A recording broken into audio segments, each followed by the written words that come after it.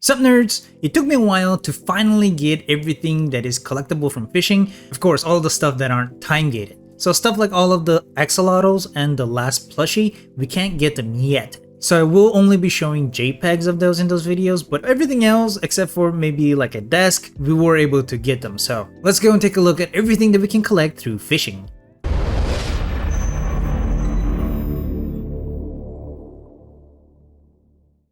Of course, we will have to start with the fish. There are a lot of fish to catch, which is awesome. We'll go by region, but the generic ones are caught anywhere, so let's go with those first. There are currently 8 of them, and they are the brook silverside,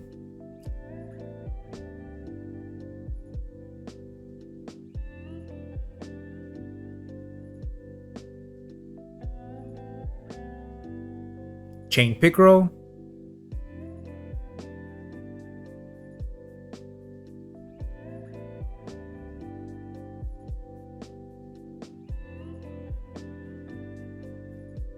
red belly, even though the belly itself isn't really red here,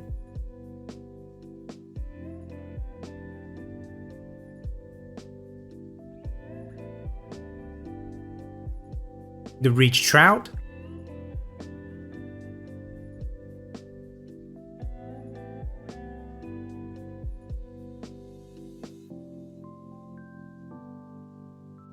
smoky salmon, yummy,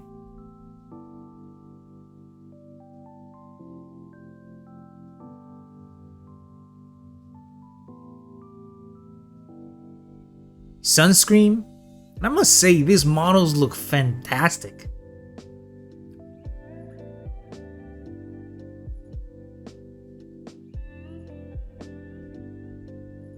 Walleye,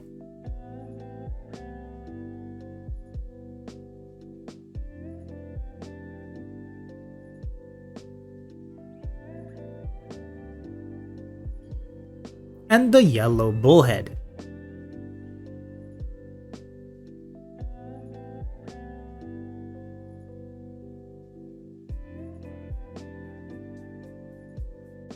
And catching all 8 of them gets you the rocket bobber, which is one of my favorite even though it is the easiest to unlock.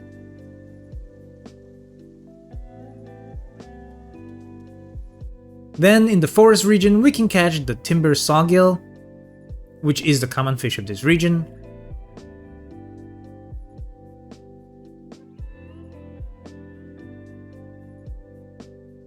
a Kanawha piranha, very nasty looking, small uncommon fish,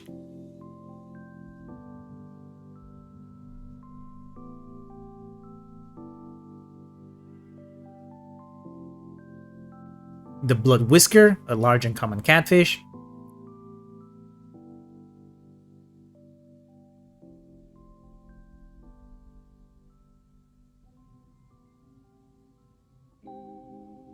and the glowing Kanawha piranha, which is of course the glowing fish of this region.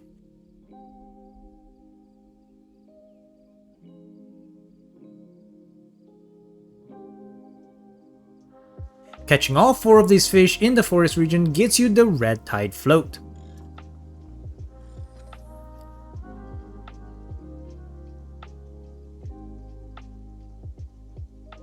Then in the toxic valley we can catch the noxious sawgill,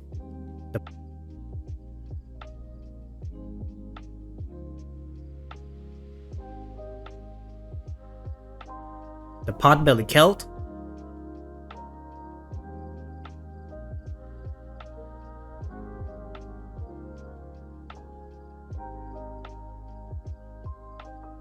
the purple radpole.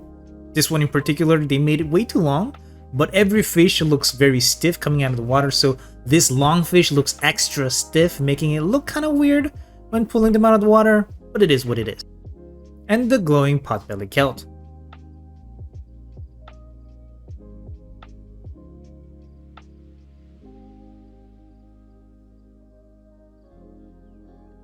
And catching all 4 from the toxic valley will get you the pin bobber.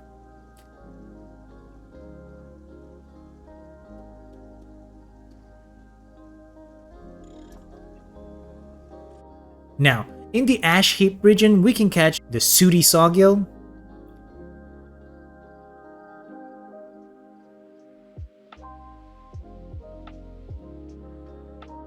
the Ashen Ambusher,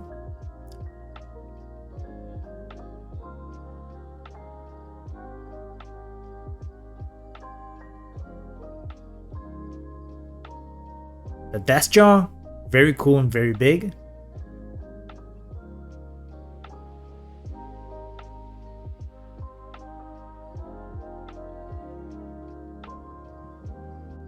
and the Glowing Ambusher.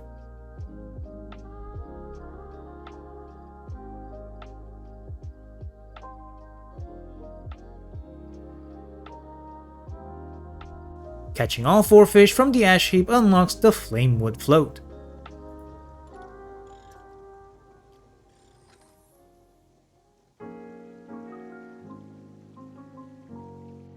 Then in the Savage Divide, we can catch the Alpine Sawgill,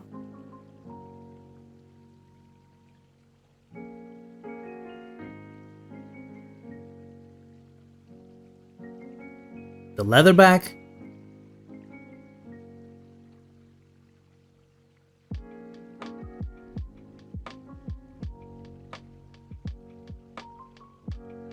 the Armored Spinefish, which is super cool looking,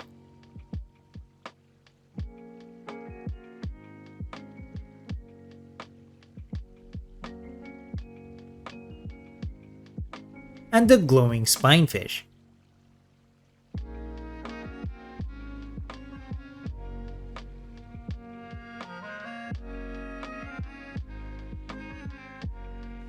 And catching all 4 fish from the Savage Divide unlocks the Crimson Stripe Float.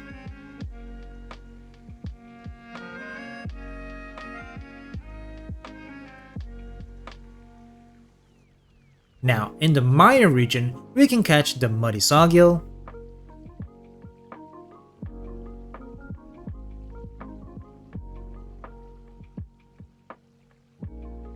the Gulpy, which is honestly pretty cute,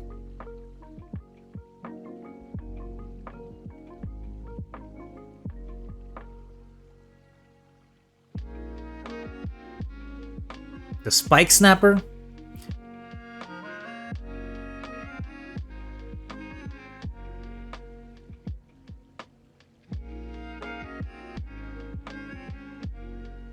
and the Glowing Gulpy. And honestly, I wish I could raise a Gulpy as a pet.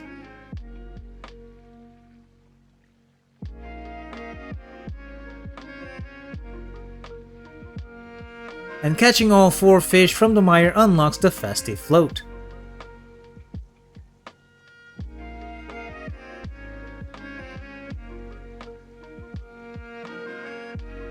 Then in the Cranberry Bog region, we can catch the Bog Sawgill, which I gotta say is the nastiest looking sawgill.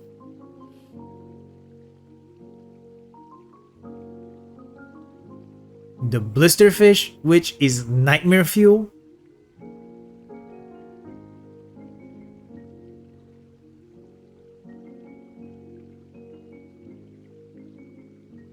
The Bog Lurker, also pretty freaky.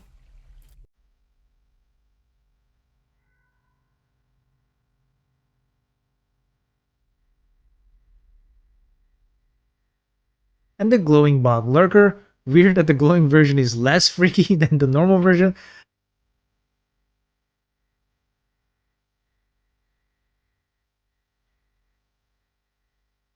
But catching all 4 fish from the Cranberry Bog unlocks the Twin Timber Float.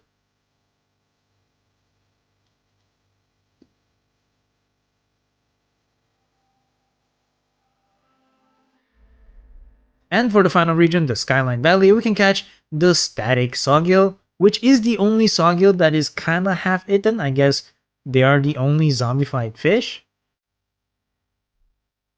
Bluefin Zapper, also pretty eaten, as you can see the spine in the back.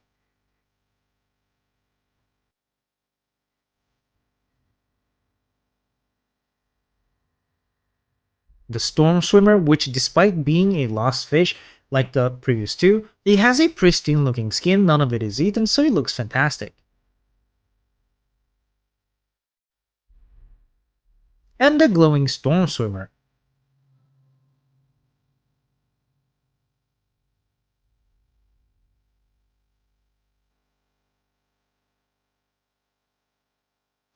Catching all 4 fish from the Skyline Valley unlocks the Skyfire Float.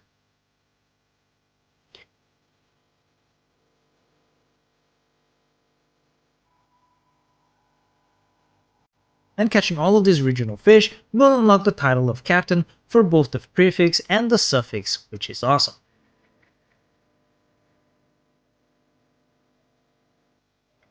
Now on to local legends. There are 3 fish which are the toughest ones to catch, and they only spawn in specific places, and they are the Organ Grinder, which can be found inside of the Organ Cave in the forest region, and this guy is just a recolor of the Blood Whisker.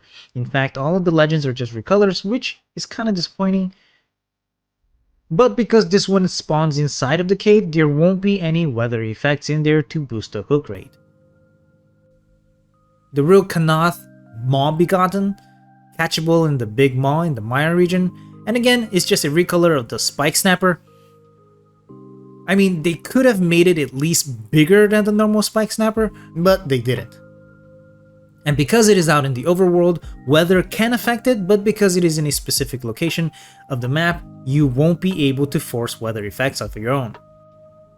And lastly, the Wavy Woolard, catchable in the Wavy Woolard's water park in the Toxic Valley, and this too, just a leatherback recolor. Although here they did kinda give it a croc skin texture looking to the skin, and croc eyes, since Wavy Woolard is supposed to be a crocodile, but honestly, any of the larger fish could have looked like a better Wavy Woolard than a tiny leatherback. Again, they could have at least made it larger than normal leatherbacks, but nope, just a recolor. And here too, because it is in a pre-existing location, even though it is on the open world, you can't force your own weather effects on there.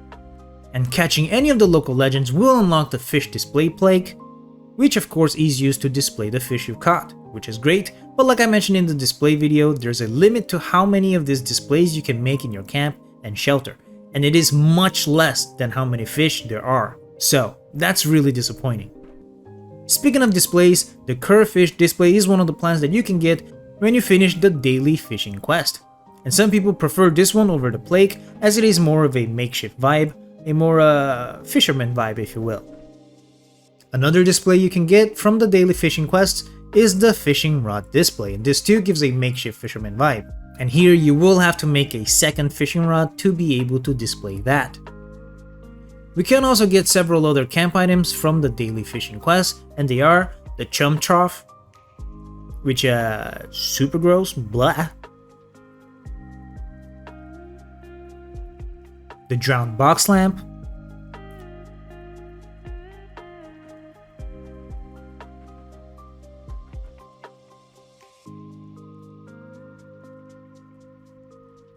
the Drowned Floodlight,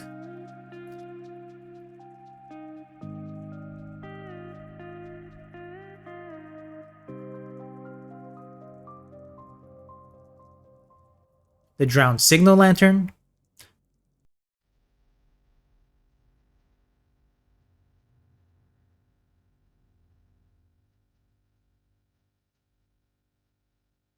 the Drowned Chesterfield Chair,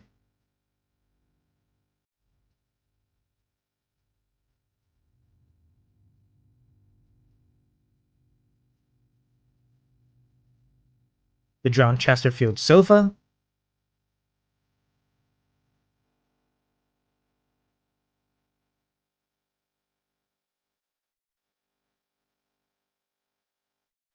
the Drowned Coffee Table,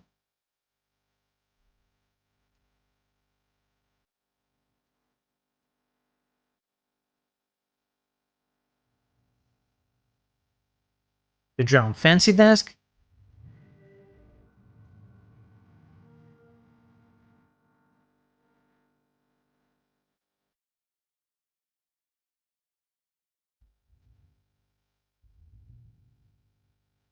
the Drowned Presidential Desk,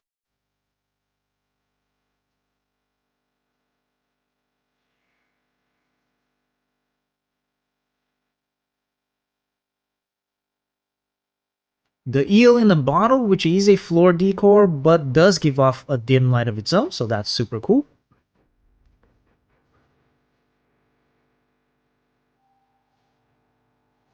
Then there are the fishing rod upgrades that you can get from this daily fishing quest as well, but you can't really see them or show them off, so I can just list them off.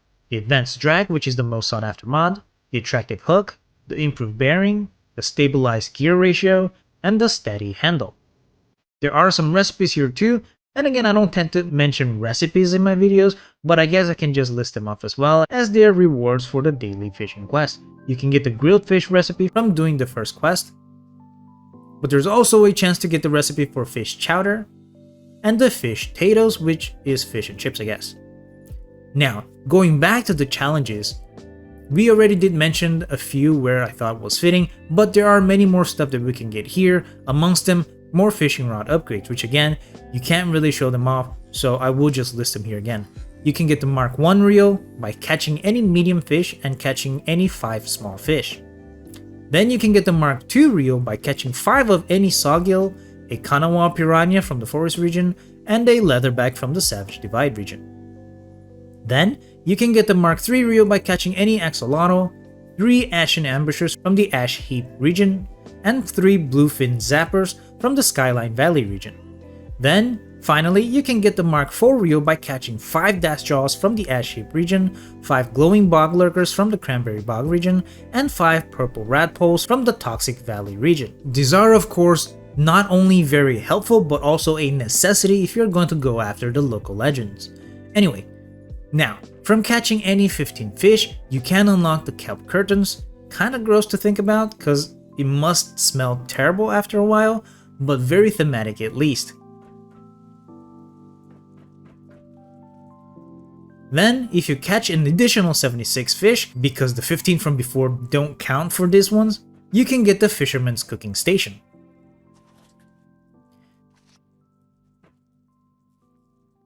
Then if you catch an additional 250 fish, because the previous 15 and 76 are not cumulative like I mentioned, you can get the Scubatank Backpack, which is definitely one of the cooler backpack skins that we have. Even though we don't have any outfit at the moment that thematically goes well with the scuba tank, but like I mentioned in the backpack video, you can use it as a sort of propane tank or something of the sort for a few different outfits.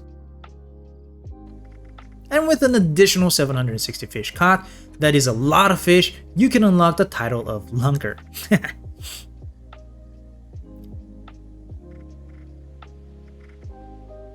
Now, catching any one glowing fish will unlock the reclaimed ship Chandelier.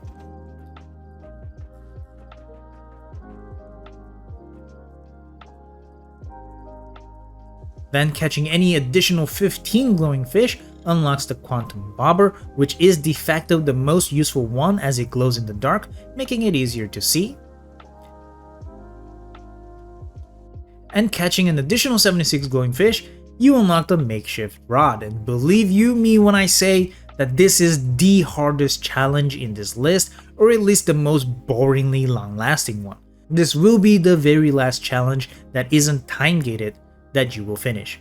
But hey, at least you get a cool little fishing rod made from the handlebars and gears of a bicycle, which is very cool.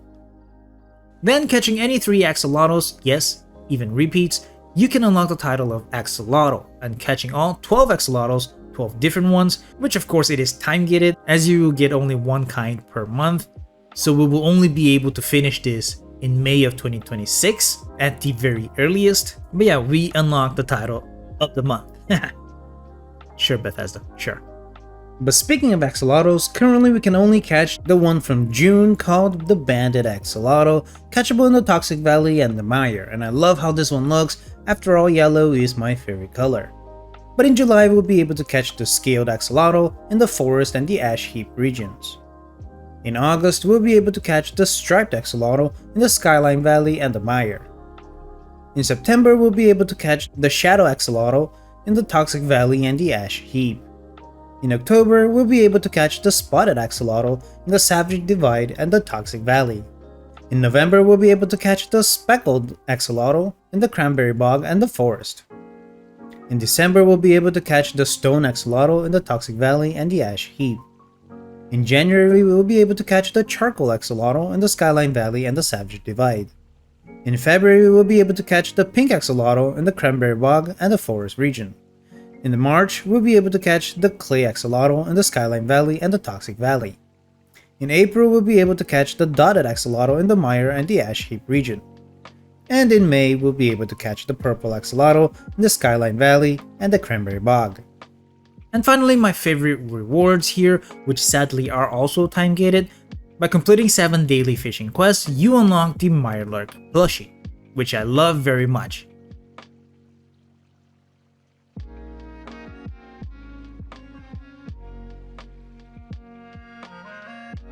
Then completing 14 additional daily fishing quests, we get the Angler plushie, and this one, just like the Mirelurk one, does score a A+ in the looks. I do love it quite a bit. And finally, by completing an additional 28 daily fishing quests, which is wild to think about because that is over a month and a half of fishing every IRL day here, we get the Crab Boat plushie, which, like I said, we don't have this one yet. The earliest we'll be able to get this by will be towards the end of July, but we'll get there. And yeah, currently, that's all the stuff that we can collect from fishing. It is quite a bit, but at the same time, I do hope they do add more to it. Some better looking fish, some more fishing rod skins, maybe an aquarium where we can put the fish and see them move around. That would be fantastic. Some more fishing outfits, that would be fun. But yeah, as for the ones we have now, I do want to update this video once I do get the last plushie and all of the axolotls, but again, that will take a long time, so we'll see if they add anything else for fishing related stuff during that time. But tell me, have you already collected all of these? Have your days in Appalachia just been one unending fishing hell like mine was? Let us know in the comments down below, leave a like if you enjoyed this video, consider becoming a member to help the channel out by clicking join down below, subscribe to see more videos like this, and of course, always nerd on.